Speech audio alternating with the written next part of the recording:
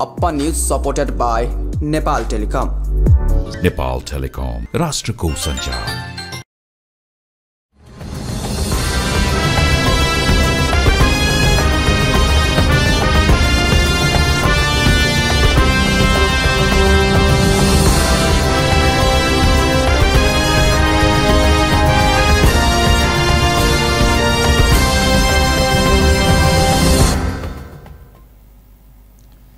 नमस्कार, अपन समाचारमा स्वागत छ। समाचार विस्तारमा। भाङा जयनगर रेलभित्रै लडेर एक यात्रुको मृत्यु भएको छ। महोत्तरीको लोहरपट्टी नगरपालिका वार्ड नम्बर 4 खुट्टा पिपराडीका अन्दाजी 50 वर्षीय राम एकवाल पण्डितको रेलभित्रै लडेर मृत्यु भएको धम्साका प्रहरी प्रवक्ता डीएसपी रञ्जन आवाले जानकारी दिएका छन्। उनका अनुसार आज बिहान 8 बजे महोत्तरीको भाङाबाट जयनगरतर्फ जान लागेको रेलमा पण्डित लोहरपट्टीमा चढेका थिए।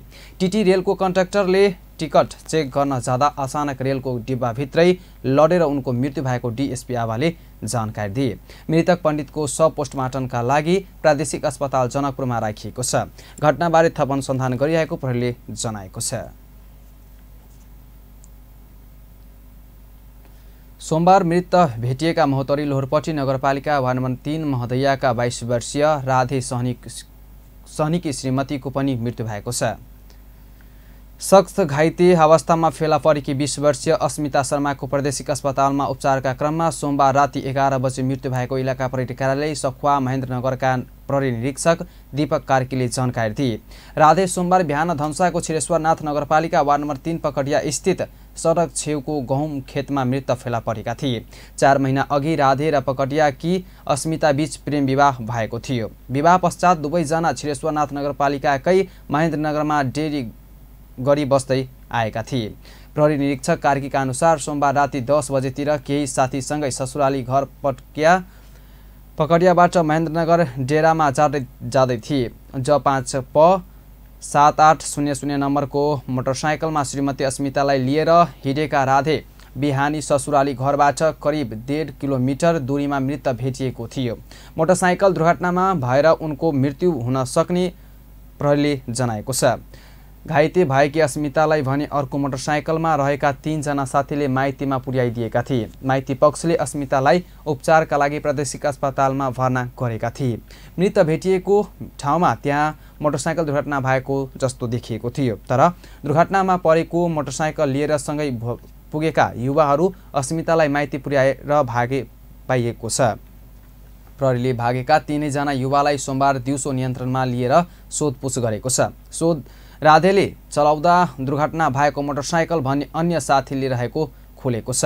राधेले अत्याधिक मदिरा सेवन गरेर मोटरसाइकल चलाउँदा दुर्घटना भएको प्रारम्भिक अनुसन्धानबाट खुलेको प्रहरी निरीक्षक कार्कीले जानकारी दिए। नेपाल मजदुर किसान पार्टीका सचिव एवं सांसद प्रेम सुब्बाले प्रधानमन्त्री पुष्पकमल दाहाललाई देश विकास नसके राजीनामा दिन सुझाव दिनुभएको छ। 26औं राष्ट्रिय भूकम्प सुरक्षा दिवसको अवसर पारेर मंगलबार भक्तपुरमा आयोजित जनचेतनामूलक शैक्षिक प्रदर्शनीलाई सम्बोधन गर्दै उहाँले यस्तो बताउनु भएको छ। उहाँले प्रधानमन्त्री पुष्पकमल दाहालले केही दिन अघि मात्रै राजनीतिक दलका नेताहरूको बैठक राखेर आफू प्रधानमन्त्री बनेको 1 वर्ष मात्रै भएको र देशको अर्थतन्त्र आफूले अहिलेको अवस्थामा नपुर्याएको बताउनु भएको भन्दै सुधारका काम गर्न नसके राजीनामा दिएर घरमा बस्न सुझाव दिनुभएको हो। उहाँले अघिल्लो सरकारहरूले गरेको भए पनि प्रधानमन्त्री भइसकेपछि जिम्मेवारी लिनुपर्ने बताउनुभयो। राणा शासन र पञ्चायत विरुद्ध लडेकाहरूले गणतन्त्रमा अब केही गर्न सकिँदैन भनेर जनतालाई धोका दिन नपाइने बताउनुभयो। उहाँले जनतालाई धोका दिएर सिंहदरबार कब्जा गरेर नबस्न चेतावनी दिनुभयो। उहाँले नेपालका प्रधानमन्त्रीहरूसँग देश विकासको खाका नरहेको जिकिर गर्नुभयो। गणतन्त्रका प्रधानमन्त्री र मन्त्रीहरूले देशलाई नर्क बनाएको उहाँको आरोप छ।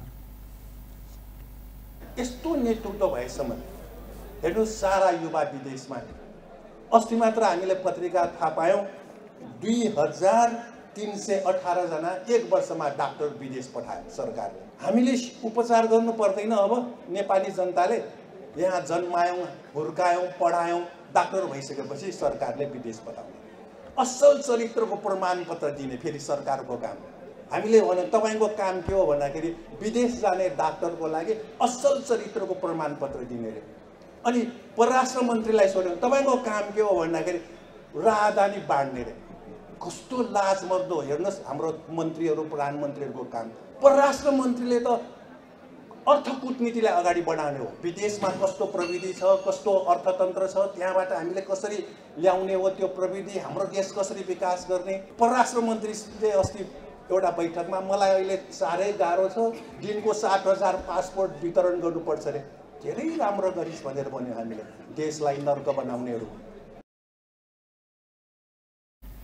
सांसद सुब्बालले मेलम्चीको पानी बारम्बार उद्घाटन गर्ने काम लज्जाजनक रहेको बताउनुभयो। उहाँले 8 पटकसम्म उद्घाटन भएको भन्दै 1 पटक मात्रै उद्घाटन गरेर पानी वर्षौं दिन नै वितरण गर्न कामलाई लाग्न सुझाव दिनुभयो। उहाँले हरेक प्रधानमन्त्री र मन्त्रीहरूलाई खानेपानीको धारा खोल्नै पर्ने रहरले समस्या निम्तिएको बताउनुभयो। उहाँले अहिलेसम्म मेलम्चीमा पानीका लागि 60 अर्ब खर्च भइसकेको र अब 60 अर्ब खर्च गरे पनि 12 मास पानी काठमाडौँ आउन नसक्ने बताउनुभयो। हेलम्बुको भूगर्भ अध्ययन गर्दा पहिरो कम गर्न नसकिने अवस्था रहेको भन्दै मेलम्चीको पानी निरन्तर आउने अवस्था तयार गर्न नेपालको खर्चले धान्न नसक्ने बताउनुभयो। काठमाडौँ उपत्यकामा जमिन मुनिको पानी निकाले पनि पुनः भरण नगर्दा झनै विपदका घटना बढ्ने चेतावनी दिनुभयो। अर्को 60 अर्ब खर्च गरे पनि त्यो पहिरो चाहिँ रोकिँदैन भनेपछि मेलम्चीको पानी निरन्तर आउने अवस्था तयार गर्न धेरै खर्च आवश्यक हुने रहेछ। त्यो हाम्रो नेपालले हान्न सक्ने स्थिति छैन। 26औं राष्ट्रिय भूकम्प सुरक्षा दिवसको अवसरमा मंगलबार भक्तपुरमा जनचेतनामूलक शैक्षिक प्रदर्शनी गरिएको हो। भक्तपुर नगरपालिका स्वाख इन्जिनियरिङ कलेज र ख्वाप कलेज अफ इन्जिनियरिङको संयुक्त आयोजनामा जनचेतनामूलक शैक्षिक प्रदर्शनी भएको हो। उपप्रधान तथा गृहमन्त्री नारायण काजी श्रेष्ठले विपद व्यवस्थापन स्वयंसेवकलाई राष्ट्रिय प्रणालीमा आवत गर्न प्रक्रिया सुरु भएको बताउनु भएको छ। मंगलबार भूकम्प दिवसको अवसरमा काठमाडौँ महानगरपालिकाले आयोजना गरेको कार्यक्रमलाई सम्बोधन गर्दै उहाँले यस्तो बताउनु भएको छ। उहाँले विपद व्यवस्थापन स्वयंसेवकको पनि भूमिका महत्त्वपूर्ण देखिएको बताउँदै उनीहरूलाई राष्ट्रिय प्रणालीमा आवत गर्ने प्रक्रिया सुरु गरिएको जानकारी दिनुभयो। उहाँले सरकारले उनीहरूलाई राष्ट्रिय प्रणालीमा आवत काम सुरु गरिसकेको बताउनुभयो।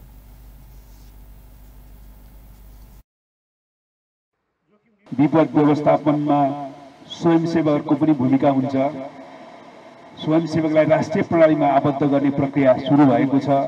काठमाडौँ महानगरपालिकाले पनि स्वयंसेवीहरूको पहिचान, परिचालन र तालिममा पहल लिइरहेको थाहा पाउँदा खुसी लागेको छ। मन्त्री श्रेष्ठले काठमाडौँ उपत्यकाका विद्यालय, सरकारी भवन र अस्पताल गरी 53 वटा भवन संरचना र 4 वटा सडकहरू भूकम्पीय जोखिमका हिसाबले संवेदनशील रहेको पनि बताउनुभयो। राष्ट्रिय विपद जोखिम न्यूनीकरण तथा व्यवस्थापन प्राधिकरणले जापान सरकारको सहयोगमा गरेको अध्ययनले उपत्यकाका विद्यालय, सरकारी भवन र अस्पताल गरी 53 वटा भवन संरचना र 4 वटा सडकहरू भूकम्पीय जोखिमका हिसाबले संवेदनशील अवस्थामा रहेको र तिनको प्राथमिकतामा राखी पुनर्निर्माण गर्नुपर्ने देखाएको बताउनुभयो।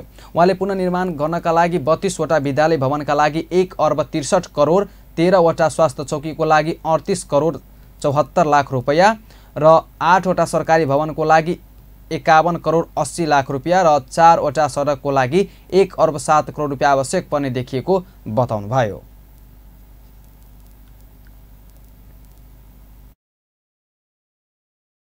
राष्ट्रिय विपद जोखिम न्यूनीकरण तथा व्यवस्थापन प्राधिकरणले जापान सरकारको सहयोगमा गरेको एक अध्ययनले काठमाडौँ उपत्यकाका विद्यालय, अस्पताल र सरकारी भवन गरी 53 वटा भवन संरचना र 4 वटा सडक पुल भूकम्पीय जोखिमका हिसाबले संवेदनशील अवस्थामा रहेको र तिनको प्राथमिकतामा राखी पुनर्निर्माण गर्नुपर्ने देखाएको छ। यसको लागि करिब 3 अर्ब 61 करोड रुपैयाँ लाग्ने अनुमान गरिएको छ। यसमध्ये 32 वटा विद्यालय भवनको लागि 1 अर्ब 65 करोड, 13 वटा स्वास्थ्य चौकीको लागि 38 करोड 74 लाख रुपैयाँ, 8 वटा सरकारी भवनको लागि 51 करोड 80 लाख रुपैयाँ र 4 वटा सडक पुलको लागि 1 अर्ब 7 करोड आवश्यक पर्ने देखिएको छ।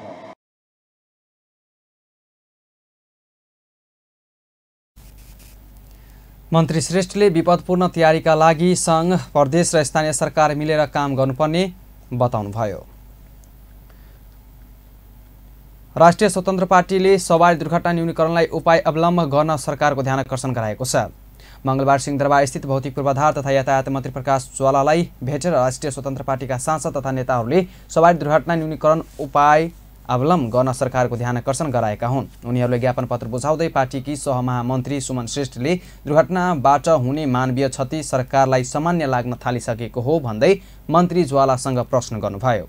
उहाँले यस वर्षको मङ्सिर महिनासम्म देशभरका साना ठुला गरी करिब 10,745 दुर्घटना भएको प्रहरीको तथ्याङ्क रहेको बताइएको छ। उहाँले यी दुर्घटनामा 916 जनाले ज्यान गुमाएको र 2,791 जना गम्भीर र 11,091 जना सामान्य घाइते भएका प्रहरीको तथ्याङ्क रहेको जानकारी दिनुभयो। नेपाल प्रहरीका अनुसार दैनिकी 54वटा दुर्घटना र त्यसमा 6 जनाको मृत्यु गरेको तथ्याङ्क आफूले पाएको पनि बताउनुभयो। र हामीलाई कता कता यो दुर्घटनाबाट हुने मानवीय क्षति सामान्य लाग्न थालिसकेको हो कि यो वर्षको मङ्सिरसम्म मात्र देशभर साना ठुला गरेर करिब 10,745 वटा दुर्घटना भएको नेपाल प्रहरीको तथ्याङ्क छ, जसमा 916 जनाले ज्यान गुमाए, 2,791 जना गम्भीर र 11,091 जना सामान्य घाइते भए। नेपाल प्रहरीको तथ्याङ्क अनुसार दैनिक सरदर 54 वटा दुर्घटना हुन्छन् र त्यसमा 6 जनाको मृत्यु हुन्छ।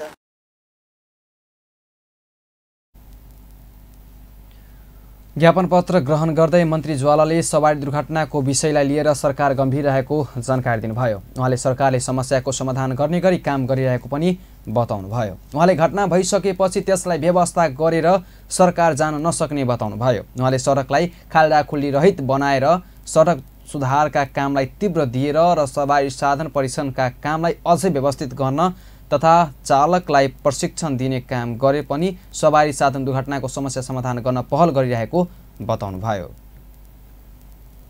अब कतिपय प्रश्नहरूको पनि हामी चाहिँ जवाफ आउने गरी नै काम गर्छौँ, प्रयत्न गर्छौँ। यो मौखिक रूपमा जवाफ दिने कि कामले नै जवाफ दिने गरी आउने गरी समस्याप्रति सबै गम्भीर छौँ। सबैले समाधानको उपाय खोज्ने हो र राजनीतिक दलहरूले, पार्लियामेन्ट्री कमिटीहरूले पनि आवश्यक सहयोग त्यहाँबाट पनि हुन्छ नै। हाम्रो तर्फबाट पनि यो घटना घट्छ, त्यसपछि चाहिँ अब फेरि चाहिँ त्यसलाई व्यवस्था गरेर जाने खालको हुँदैन। सरकार सवारी साधन दुर्घटनाको न्यूनीकरणका लागि आवश्यक काम गरेर अघि बढिरहेको जानकारी दिनुभयो। नेपाल यातायात व्यवसायी राष्ट्रिय महासङ्घका वरिष्ठ उपाध्यक्ष सरोज सिटौलाले राज्यको कमजोरीले यातायात क्षेत्र समस्याग्रस्त अवस्थामा रहेको बताउनु भएको छ। मंगलबार धनगढीमा यातायात व्यवसायीहरूको छलफल कार्यक्रममा बोल्दै वरिष्ठ उपाध्यक्ष सिटौलाले यस्तो बताउनु भएको हो। उहाँले विगतको सरकारले कुनै अध्ययन अनुसन्धान बिना यातायात समितिहरूलाई कम्पनीलाई नै लैजान निर्णयले यातायात क्षेत्र तहस नहस भइरहेको बताउनुभयो। उहाँले सरकारले यातायात क्षेत्रको सिन्डिकेट हटाउने नाममा अनुसन्धान बिना कम्पनी रूपान्तरण गर्ने निर्णयले यातायात क्षेत्र धाराशायी भएको उल्लेख गर्नुभयो। यातायात क्षेत्र वर्तमान अवस्थामा अभिभावक विहीन अवस्था रहेको वरिष्ठ उपाध्यक्ष सिटौलाको भनाइ छ। उहाँले 2034 अन्तर्गतको संस्थाहरू आज पनि निलम्बित वा कोमामा रहेको बताउनुभयो। उहाँले यातायात क्षेत्र कम्पनीलाई लैजान निर्णयपछि बन्नुपर्ने नीति र कार्यविधि अहिलेसम्म बन्न नसकेको बताउनुभयो। उहाँले सरकारले कम्पनीको रूपमा कुनै पनि कार्यविधि नबनाएको कारणले नागरिकताको आधारमा कम्पनी खोल्ने प्रविधि बढ्दा अस्वस्थ प्रतिस्पर्धा बढेको बताउनुभयो। उहाँले सरकार संस्था कुन सवारी साधन कहाँ जाने भन्ने कुनै विधि पद्धति नभएको दाबी गर्दै विधि र पद्धति नभएको कारण पनि सडक दुर्घटना बढिरहेको जानकारी दिनुभयो।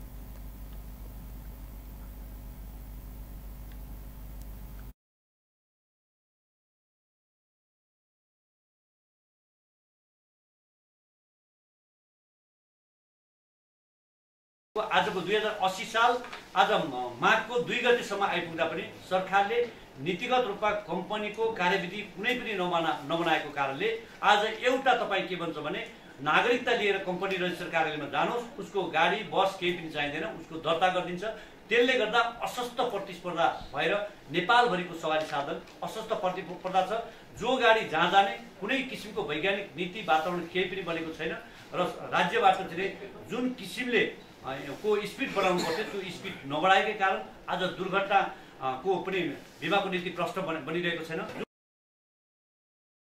सरकारले यातायात व्यवसायीहरूले राखेका मागहरू अहिलेसम्म सम्बोधन नगरेको आरोप लगाउनुभयो। उहाँले 72 घण्टाको नाममा भारतीय नम्बर प्लेटका सवारी साधनहरू भित्रिएर देशभर घुमिरहेको कारणले अस्वस्थ प्रतिस्पर्धा बढेको बताउनुभयो। उहाँले सवारी बिमाको विषयमा पनि स्पष्टता नभएकाले व्यवसायीहरू समस्यामा रहेको बताउनुभयो।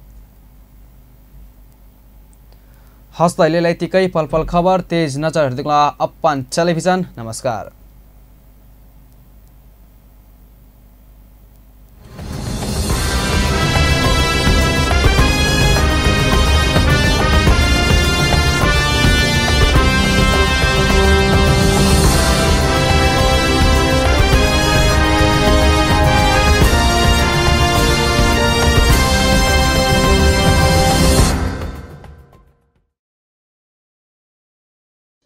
Uppa News supported by Nepal Telecom.